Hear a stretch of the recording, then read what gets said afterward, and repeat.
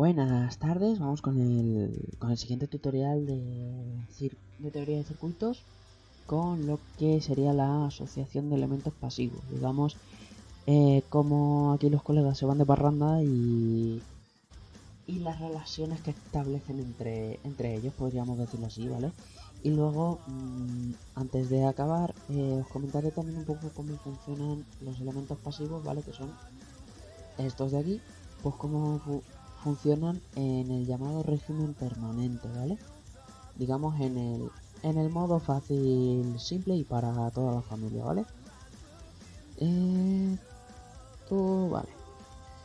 Pues vamos a empezar con el más sencillo y con el que nos van a pedir a todos, ¿vale? Y luego ya voy con el que les van a pedir a los más avanzadillos, ¿vale? La asociación de resistencias, ¿vale? Básicamente, pues cuando tenéis una asociación en serie de un dispositivo, ¿vale? A ver, por empezar por un sitio, ¿vale? Los dispositivos pueden estar asociados en serie o en paralelo, ¿vale? ¿Qué quiere decir serie o paralelo? No os lo toméis literal, ¿vale? No lo toméis ni de coña lo literal, porque entonces aparecen los problemas. No toméis que en serie es que están todos en línea o que en paralelo están, pues eso, en paralelo como el nombre dice, valga la redundancia. No os lo toméis a lo literal porque muchas veces hay esquemas que son muy liosos, pensáis que están en serie y están en paralelo y os las han colado y la habéis cagado pero bien cagada, ¿vale? Entonces, digamos, ¿cómo saber de forma definitiva que están en serie y en paralelo? Bueno, pues si la corriente, vamos a ponerla ahí,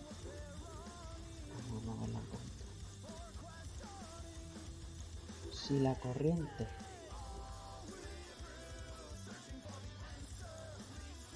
va en esa dirección, si la corriente va en esa dirección, ¿vale? Es decir, entra por aquí y sale por aquí, esto quiere decir que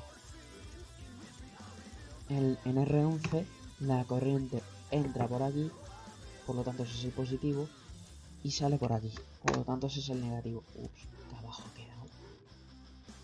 Échalo un poquito para aquí, ¿vale? Y del mismo modo hacemos lo mismo aquí, ¿vale? ¿Por dónde entra en R12? Por la izquierda, aquí. ¿Y por dónde sale en R12? Por la derecha, ¿vale? Entonces, ¿qué ocurre? Pues que el negativo de uno está unido al positivo, es decir, las bornas, por así decirlo, no son la misma, ¿vale? Por lo tanto, están en serie. ¿Qué ocurre en el paralelo? Pues que sí, y para que sea más visual lo voy a hacer así.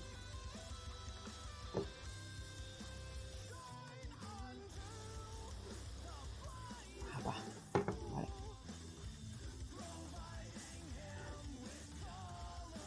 Si la intensidad, vamos a ponerle el mismo sentido. Espera, copy, paste. ¿Vale? Si la intensidad entra por este cable, ¿vale? La intensidad se va a repartir, va a ir parte de la intensidad por aquí y parte de la intensidad por aquí, ¿vale? Entonces, si hacemos esto, lo que va a pasar es que en R13 la intensidad entra por la pata izquierda y en R14 igual, ¿vale? En R14 la intensidad, ¿veis? Entra por aquí y entra por aquí, ¿vale? Pensadlo como un circuito de agua. Si metéis una bifurcación, el agua va a ir a ambos lados, se va a repartir, pues bueno, en función de lo que le cueste pasar, ¿vale? Y igual que entra por el mismo lado, sale por el mismo lado. Menos y menos, ¿vale? Entonces, si os habéis fijado, mientras que en serie los negativos se conectan a los positivos y viceversa, en paralelo los positivos con los positivos y los negativos con los negativos.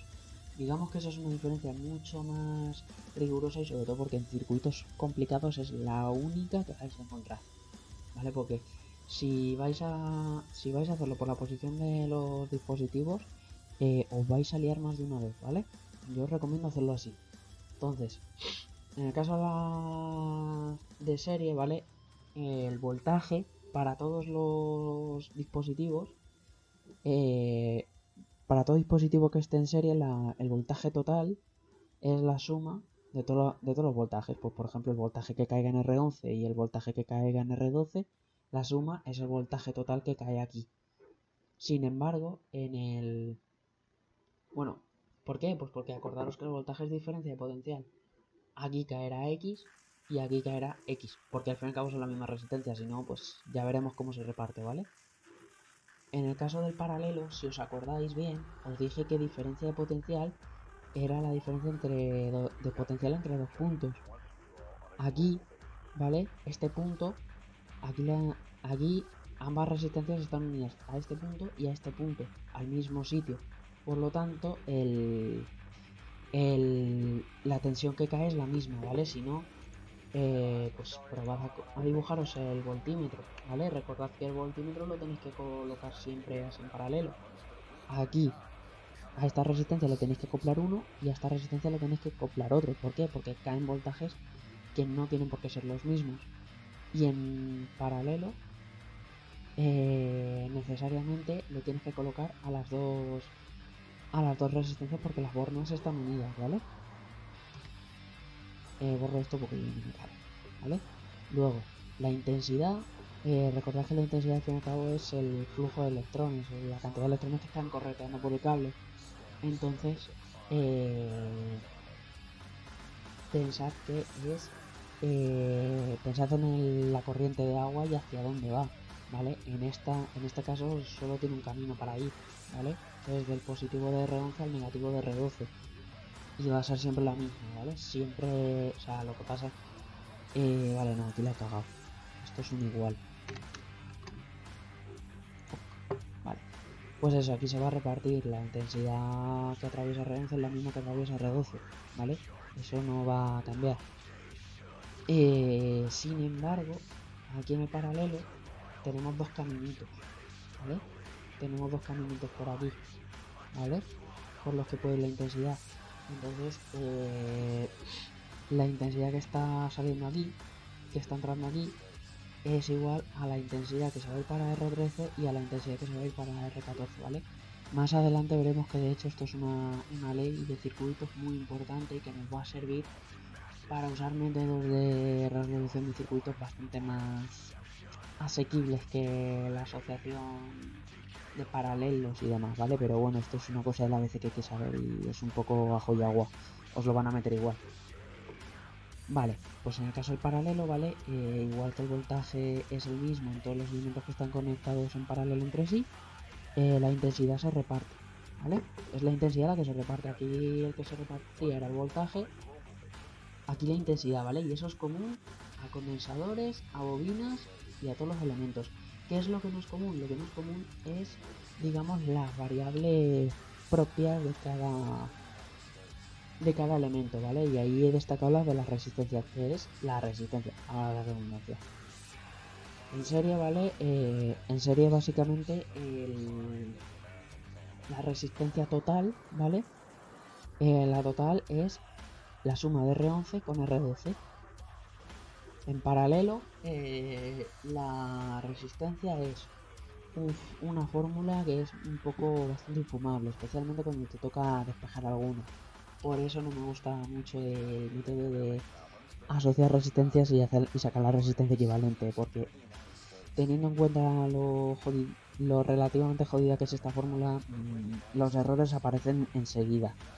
Entonces, esto es que 1 partido de RT es igual a 1 partido de R13, 1 partido de R14, y si tenemos más resistencia conectada, pues 1 partido de D, 1 partido de D y 1 partido de D, ¿vale? Y ya os digo, os enseño lo de la resistencia equivalente, os lo enseño pues porque es que lo piden siempre. Y es algo que hay que saber hacer. Yo, sinceramente, es algo que se usa en contadas ocasiones porque es que hay métodos de resolución de circuitos que no son tan quebraderos de cabeza, ¿vale? Bueno, en los condensadores, ¿vale? Las reglas de voltaje e intensidad no cambian, son las mismas. Lo que sí cambia es la capacidad, ¿vale? Una cosa estamos teniendo en cuenta, ¿vale? Y es que, digamos que estos son ideales. Las resistencias solo tienen resistencia, los condensadores solo tienen capacidad. Y las bobinas solo tienen autoinductancia, no tienen nada más, ¿vale? Podría darse que un condensador tuviera resistencia interna, en cuyo caso la copia es una resistencia al lado, ¿vale? Pero ya está. Entonces, ¿cómo va? Pues en el caso de los condensadores, va al revés que en la resistencia. La fórmula de mierda es para serie y la fórmula de paralelo es para la fórmula de serie de las resistencias es para el paralelo de los condensadores, ¿vale? Digamos que se invierte la cosa. Aquí lo que estamos midiendo es la capacidad, ¿vale? Que va en faradios. Digo faradios en general porque no hay condensador de un faradio porque eso es una burrada, ¿vale? Normalmente suele ser microfaradios. Milifaradios ya es más raro, pero alguno hay, ¿vale? Pero es eso, microfaradios, milifaradios, ¿vale? Y ya está, ¿vale? Es, digamos, la unidad interesante de los condensadores, ¿vale? Y luego en el caso de las bobinas funcionan igual, las fórmulas funcionan igual que las de las resistencias, solo que cambiando resistencia por autoinductancia, ¿vale? Que se mide en henrios. ¿Qué pasa un poco como con los condensadores? Un henrio es una burrada, normalmente suelen venir en milihenrios, cosas así, ¿vale? Entonces, ya está, digamos, la parte de asociación no tiene mucho más, es más aprenderlo y entender el concepto. Que en el caso de serie, las bornas se unen por los polos opuestos y en el caso paralelo las bornas se unen por los mismos polos. Antes de hacer esto, pues siempre conviene saber por dónde va a venir la intensidad para después saber los polos, porque al final los polos es por dónde entra y por dónde sale la corriente, ¿vale? Digamos que ese es el conceptillo, ¿vale? Entonces, digamos que estas son las fórmulas, ¿vale? Luego en la descripción dejaré un enlace a la captura del circuito con las formulitas y tal, para que podáis verlo y lo tengáis a mano. Y bueno, si alguien lo quiere descargar y estudiárselo así, go ahead. Vale, vamos a la última parte del vídeo, que es lo de abajo. Funcionamiento de elementos pasivos en régimen permanente. ¿Qué es el régimen permanente? El régimen permanente es la forma elegante de decir la situación normal, cuando no pasa nada, digamos cuando el tiempo tiende a infinito, cuando nada pasa, ¿vale? Digamos que es el régimen más ideal, el más sencillito, ¿vale? Y en caso de que no os digan nada, es régimen permanente. En el caso en el que os digan otra cosa, ya esto no vale. Si no especifican régimen permanente, esto no se cumple, ¿vale? ¿Y por qué el régimen permanente es más bonito? Bueno, pues porque en este caso es verdad que las resistencias se quedan igual, pero en el caso de los condensadores se sustituyen por circuitos abiertos, que eso implica que si por ejemplo en una rama tienes 13 resistencias y un condensador en serie, a tomar por culo toda la rama porque el condensador es un interruptor abierto y por lo tanto no conduce, ¿vale? Y en el caso de las bobinas es verdad que digamos que la rebaja es más sutil, lo que pasa es que lo cambias por un cortocircuito, ¿vale? Y ya está, ¿vale? Esto sería solo en régimen permanente. Repito, régimen permanente, o si no os dicen nada, ¿vale? Esto sí se aplica, pero en caso de que no digan nada, ahí ya depende, porque a lo mejor el condensador se está cargando, la bobina está cogiendo energía. Digamos, en los momentos de carga y descarga, ahí ya esto no aplica, ¿vale? Esto ya cambia, y a lo mejor el condensador es una caída de tensión de 2 voltios, por ejemplo. No sé, eso irá en función de las formulitas ya de concretas de condensadores, ¿vale? Pero a nivel general, lo más normal es que digan que el circuito está en régimen permanente y que cambies esto por esto. Luego sí que es verdad, sobre todo en la universidad, que suelen ser más cabrones y te suelen decir, venga, pues ahora dime a tiempo 0,3 de carga, pues dime cuánta tensión o cuánta carga tiene el condensador. Y dale, y ya te han jodido la fiesta. Y bueno, digamos que esta sería la parte estrictamente teórica, ¿vale? Luego los dos siguientes vídeos van a ser una asociación de resistencias, ¿vale? Y una asociación de condensadores. No voy a hacer la de bobinas porque la de bobinas es exactamente igual que la de resistencias. Entonces, tiene interés ver la de condensadores pues por aquello de que no vayas en plan mecánico y hagas un condensador exactamente igual que una resistencia. ¿Cómo lo vamos a hacer? pues aquí entra en juego la hoja 1, que es donde tengo todo un circuito con exactamente 10 resistencias, ¿vale? Conectadas un poco de la forma que a mí me ha salido de las narices. Y de hecho, mira, voy a hacer un poco más capulla para demostrar lo que decía. Y aquí en R4 voy a hacer una conexión aquí. Y así no es tan intuitivo el circuito. Así que, pues nada. A ver qué sale. El objetivo, por si alguien lo quiere ir intentando, ¿vale? Ya en el próximo vídeo iré desmigajando. El objetivo es sacar la resistencia total. Sacar la resistencia total, ¿vale? Y luego pues básicamente lo demostraremos a base de conectar esto a una pila. La resistencia total hablo en general, ¿vale? Ignorando que estos son 10 kilo, que todas son 10 kilo ohmios. Si alguien lo quiere hacer con 10 kilo ohmios, pues ya está. Luego eso en las fórmulas al sustituir nos tiene que salir lo mismo. Pero la idea es sacar la resistencia total, la resistencia equivalente, o sea, reducir todo este mazacote a una única resistencia, ¿vale? Y cuánto vale su valor. Y determinar el valor, ¿vale? Si vale 10, si vale 3, si vale lo que sea, ¿vale? Y ya está, eso sería todo en este vídeo. Hasta el próximo.